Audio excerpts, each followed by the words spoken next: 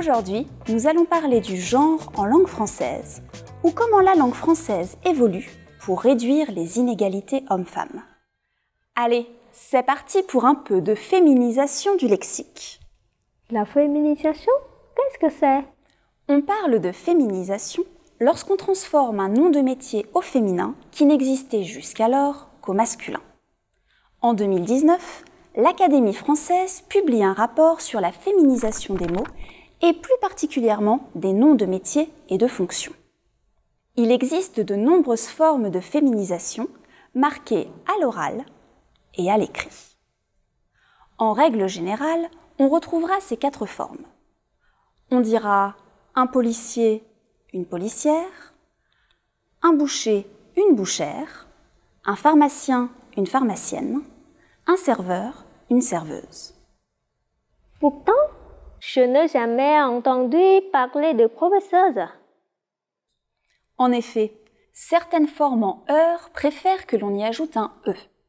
La prononciation au féminin et au masculin sera alors identique. Par exemple, ingénieur, professeur, docteur. Mon père est artisan et ma mère aussi. Alors, on dirait qu'elle est artisan ou artisane. On dira qu'elle est artisane. On retrouve cet ajout du E final sur d'autres noms de métiers qui finissent par une consonne. Cette consonne sera alors prononcée. On dira un expert, une experte, un avocat, une avocate, un écrivain, une écrivaine. Du coup, est-ce qu'il y a des noms de métiers qui ne se féminisent pas? Et oui, certains métiers font exception à la règle. On ne dira pas une médecine, mais une femme médecin ou une médecin. Le mot médecin ne se féminise pas dans l'usage du métier. Il existe aussi des noms de métiers qui se terminent déjà par un E.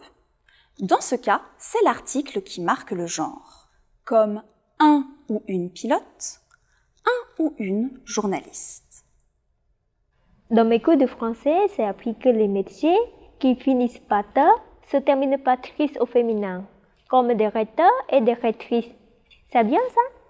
Effectivement, pour les métiers qui se terminent par « teur », le féminin est majoritairement marqué par la forme « trice ».